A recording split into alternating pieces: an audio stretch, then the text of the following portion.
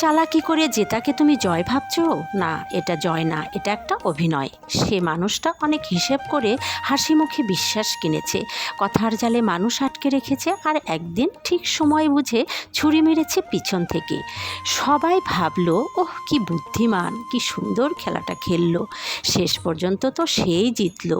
হ্যাঁ, বাইরে থেকে দেখলে মনে হয় সে জিতেছে, কিন্তু ভিতরের হিসাবটা কেউ দেখে না, কারণ ঠকিয়ে জেতা মানুষটা একটা জিনিস হারায়, সেটা হলো বিশ্বাস। আর বিশ্বাস হারানো মানে নিজের চারপাশে অদৃশ্য একটা কারাগার বানিয়ে ফেলা। আজ সে জিতেছে, কিন্তু কাল কেউ তার পাশে দাঁড়াবে না। আজ সে হাসছে, কিন্তু কাল তার কথায় কেউ ভরসা করবে না। সে ভাবছে আমি তো চালাক, আমি তো পারি, কিন্তু বাস্তবতা হচ্ছে সে নিজের পতনের বীজ নিজেই বপন করে ফেলেছে।